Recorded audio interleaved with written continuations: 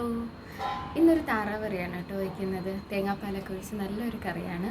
എൻ്റെ വീഡിയോസൊക്കെ എല്ലാവർക്കും ഇഷ്ടപ്പെട്ടെങ്കിൽ ഒന്ന് സബ്സ്ക്രൈബ് ചെയ്തേക്കണേ. ഇഷ്ടപ്പെട്ട് ലൈക്കും ചെയ്തേക്കണേ. അപ്പോൾ നമുക്ക് എങ്ങനെയാണ് താറാവ് കറി ഉണ്ടാക്കുന്നത് നമുക്ക് നോക്കാം. ഞാനിവിടെ ഒരു താറാവാണ് കേട്ടോ എടുത്തിരിക്കുന്നത്. ഏകദേശം 1 കിലോ അളവുണ്ട്. അപ്പോൾ നമുക്ക് ആദ്യം കുക്കറിലിട്ട് നന്നായിട്ടൊന്ന് വേവിച്ചെടുക്കാം താറാവിനെ.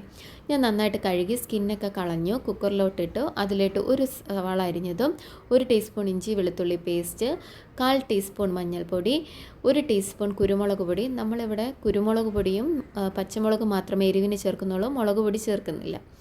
പിന്നെ ആവശ്യത്തിന് ഉപ്പും കൂടെ ചേർത്ത് നന്നായിട്ട് മിക്സ് ചെയ്യുക കേട്ടോ.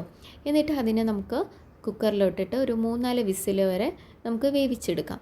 അതിനുശേഷം ഒരു പാത്രത്തിൽ വെളിച്ചെണ്ണ ഒഴിച്ചു.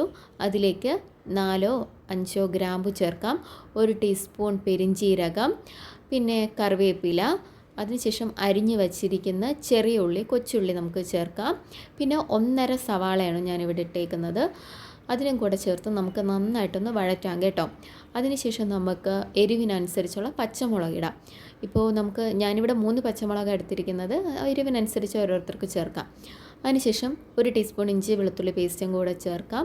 അതിനുശേഷം ഒരു ആവശ്യത്തിന് ഉപ്പും നമുക്ക് 1/2 ടീസ്പൂൺ മഞ്ഞൾപ്പൊടിയും കൂടെ ചേർത്ത് നന്നായിട്ടൊന്ന് വഴറ്റിയെടുക്കാം. ഒന്ന് ലൈറ്റ് ബ്രൗൺ ആവുന്നവരെ നമുക്കൊന്ന് വഴറ്റിയെടുക്കാം. അതിനുശേഷം പൊടികളൊക്കെ നമുക്ക് ചേർത്ത് കൊടുക്കാം. 1 ടീസ്പൂൺ മല്ലിപ്പൊടി, 1 ടീസ്പൂൺ കുരുമുളക് പൊടി, 1 ടീസ്പൂൺ ചിക്കൻ മസാല ഒക്കെ ചേർത്ത് നമുക്ക് ആ പൊടിയുടെ ഒരു പച്ചമണം മാറുന്നവരെ നമുക്ക് നന്നായിട്ടൊന്ന് വഴറ്റാം. അതിനുശേഷം നമുക്ക് വേവിച്ച് വെച്ചിരിക്കുന്ന താറാവ് ചേർത്ത് കൊടുക്കാം. എന്നിട്ട് നന്നായിട്ടൊന്ന് മിക്സ് ചെയ്ത് നമുക്കൊരു അടച്ച് വെച്ച് ഒരു 10 മിനിറ്റ് ഒന്ന് വേവിച്ചെടുക്കാം. 10 മിനിറ്റ് കഴിഞ്ഞിട്ട് നമുക്ക് തുറന്ന് നോക്കുമ്പോൾ അതിലെ എണ്ണയൊക്കെ തെളിഞ്ഞ് മസാലയൊക്കെ അതിലോട്ട് പിടിച്ച് ആ മസാലയൊക്കെ ആ താറാവിലോട്ടൊന്ന് ഇറങ്ങിയിരിക്കും കേട്ടോ. അതിനുശേഷം നമുക്ക് ഗരം മസാല ചേർക്കാം.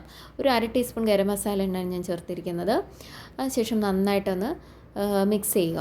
പിന്നെ നമ്മുടെ മെയിൻ ഇൻഗ്രീഡിയൻ്റായ നമുക്ക് തേങ്ങാപ്പാൽ ചേർക്കാം കേട്ടോ. കട്ടി തേങ്ങാപ്പാലാണ്.